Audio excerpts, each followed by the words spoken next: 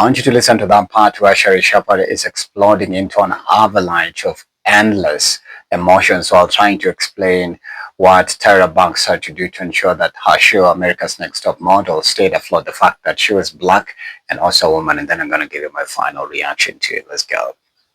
Battles we got to fight that you will never know about. Never.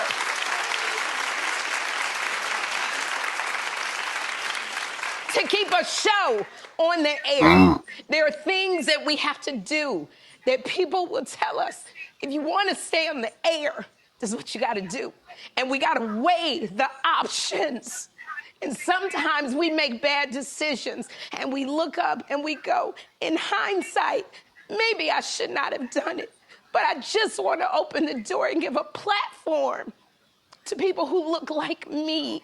And so I asked,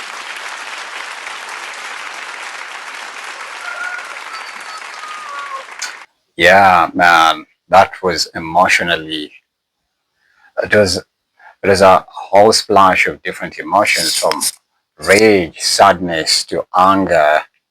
I mean, still rage anyways, to just, like, that was rage bait right over there. That was super rage bait. And you'd say maybe she's angry and sad because she's been cancelled and she's not been renewed for a fifth season. But in reality, she's absolutely right for standing up with, Tyra Banks. But well, from my understanding and the commentaries and what I've read, the things that happened at America's Next Top Model are horrible, especially the black models that were forced to shave their hair. Others were humiliated. Others, they had, I think Tyra exploded on them emotionally and traumatized them. Others had to do surgeries. And what you need to understand is that the producers of these shows, most of them are handlers and controllers in the industry. They're gatekeepers. And so before you make a move or a decision that has to be made that affects everyone, it's coming from above, some sort of like a Svengali situation. So Tyra, or the people that are fronted to be the faces of these shows, are just puppets of the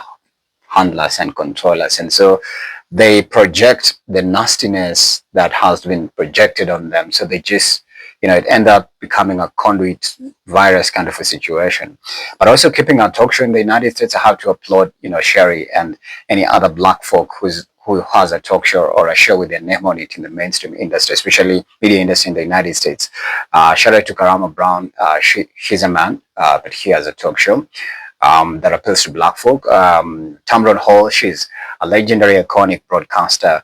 She's been doing it. She's a professional.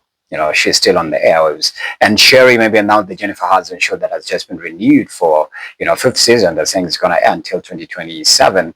So it's interesting that, some of these black folk had to put their lives on the line to give other people a platform and an opportunity. But again, it ends up sad. And I believe from what Sherri is saying, there's things that you have to do to stay afloat in the United States media. Like, nobody just becomes organically famous in the United States. You must play the long game.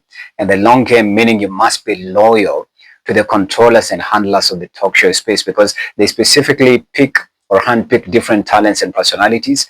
They brand them and they front them as the best personas. And that's why even the Jennifer Hudson show is being renewed for a fifth season. You just have no idea why she was chosen. She's not a professional broadcaster. She's not a comedian. She doesn't have any experience in broadcasting, but boom, she's the one being renewed for, fifth season until 2027. So that just tells you that that talk show space is a warfare, it's a battle, and there's things that you have to do to compromise, including your integrity, your mind, body, and soul, for you to continue being there. So I applaud her for her courage to speak up, but from the comments that have been shared on social media, others are saying, girl, bye, Felicia, that's why you're cancelled, you shouldn't be speaking up for Tyra.